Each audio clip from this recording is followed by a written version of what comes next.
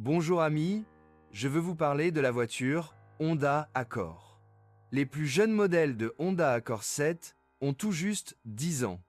Même ces voitures sont attaquées par la corrosion, ce qui affecte négativement leur apparence et leur prix. Les premiers problèmes apparaissent également avec les moteurs à essence, généralement considérés comme indestructibles. Pour la première fois depuis la 5e génération, l'Accord est doté d'une carrosserie break plus longue, avec un empattement plus long et un coffre de 518 litres, mais avec une grande surface. Pour la première fois, Honda a produit son propre moteur diesel. Tous ces efforts ont permis à la voiture de bénéficier d'une grande reconnaissance parmi les essayeurs et, encore plus, parmi la clientèle peu nombreuse, en raison du prix relativement élevé.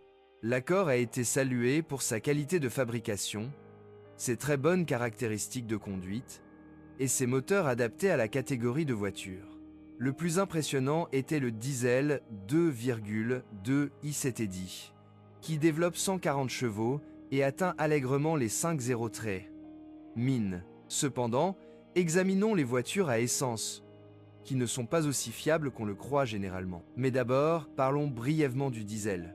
C'est un très bon moteur que je ne recommande absolument pas, mais le marché montre que la plupart des Honda Accord sont délaissés. Les voitures sont également équipées d'odomètres massivement gonflés. Le moteur a été installé exclusivement dans les Honda. Il est donc plus coûteux à réparer que les unités diesel populaires de cette catégorie. Cela change lentement, et dans une voiture de 10 ans ou plus, une visite à l'atelier peut être nécessaire. De plus, la dynamique de ce diesel incite à le traiter durement. À mon avis, le moteur à essence est le choix le plus judicieux. Quel moteur essence choisir pour la Honda Accord 7? Il n'y a que 2 moteurs à essence parmi lesquels choisir, mais ils ont une puissance et des performances adéquates et sont également économiques si le conducteur sait exploiter leur potentiel. Ils proviennent de la même famille de série K, connue pour sa fiabilité et sa grande durabilité. Le bloc 2 litres est un excellent compromis entre les caractéristiques et la simplicité d'un moteur à essence et l'économie d'un moteur diesel. De plus, elle dispose d'une capacité favorable dans notre pays, tant pour l'importation de l'étranger que pour l'assurance. Si vous ne vous attendez pas à des fonctionnalités sportives, ce sera le meilleur choix pour vous. Avec une consommation de carburant de 7 à 8 litres au 100 km, vous serez souvent agréablement surpris. Le moteur 2,4 i-VTEC peut être recommandé aux personnes souhaitant une bonne élasticité et une bonne accélération. 190 chevaux sont une chose, plus une courbe de couple plate, max 220 Nm, offre non seulement un confort de conduite élevé, mais également une bonne accélération dans toutes les plages de régime. Il est également équipé d'une boîte automatique à 5 vitesses, même s'il convient de souligner que cette boîte de vitesse est assez lente, ce qui fait chuter la dynamique à un niveau proche de 2,0 avec une boîte manuelle. Voilà pour la théorie. Passons maintenant à la triste pratique. Le moteur 2 i-VTEC avec le code QUINTA6, c'est, à dire pré-lifting, est devenu tristement célèbre pour l'usure de ses arbres à cames.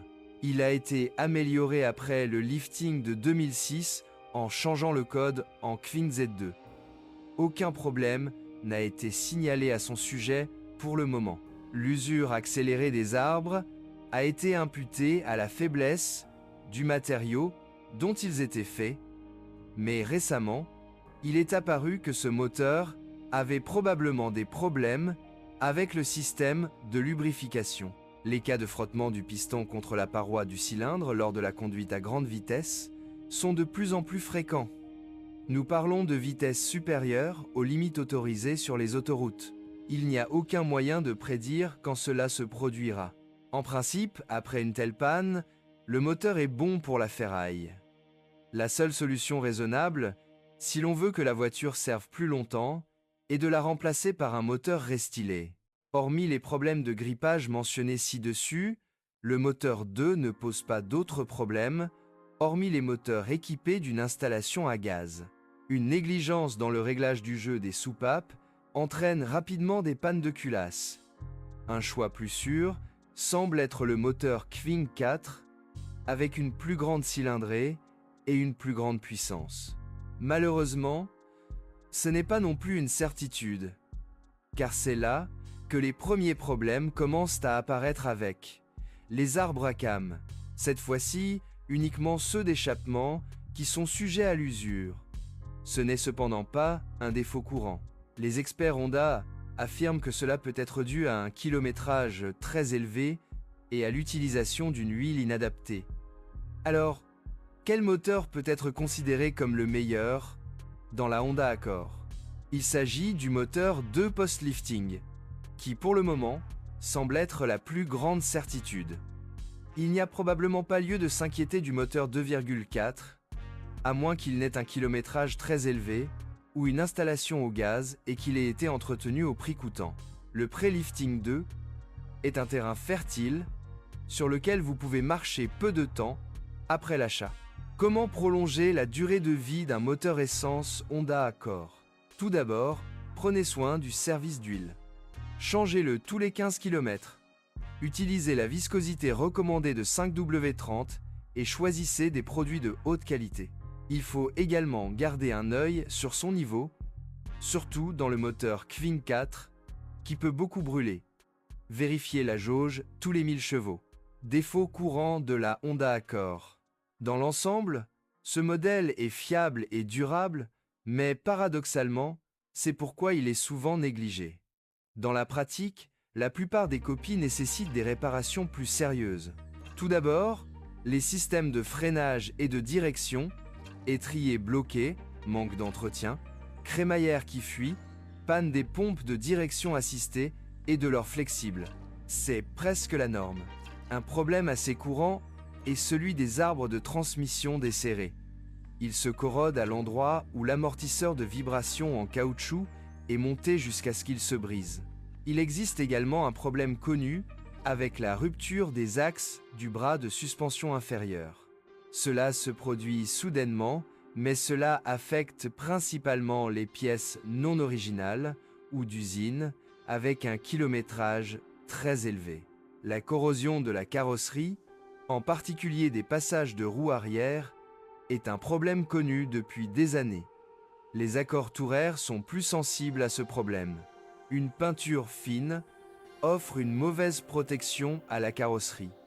Il est donc très facile que le revêtement soit endommagé et que de la corrosion se produise dans ces zones. Ajoutez à cela les phares embués et les défauts de réglage du xénon et vous obtenez une image subjectivement médiocre de la Honda Accord. Je soulignerai simplement que cela s'applique principalement aux voitures négligées et à celles ayant un kilométrage élevé. Vaut-il la peine d'acheter une Honda Accord d'occasion avec un moteur à essence? Bien sûr, et je le recommanderais plutôt que d'acheter un diesel. Même si le moteur tombe en panne, à titre de comparaison, le simple remplacement du volant bimasse avec embrayage pour le moteur 2,2 ICTDI représente un coût comparable. Si la voiture doit durer plus d'1 an, il vaut la peine d'installer un système GPL. Surtout pour le moteur 2,4, avec lequel il est difficile d'obtenir une consommation de carburant inférieure à 10 litres au 100 km. Même avec un faible kilométrage, l'installation sera rentabilisée après environ 1 an. Merci de m'écouter, n'oubliez pas de vous abonner à la chaîne et de noter ma vidéo. Si vous connaissez des problèmes avec cette voiture que je n'ai pas mentionnée, assurez-vous de les publier dans les commentaires.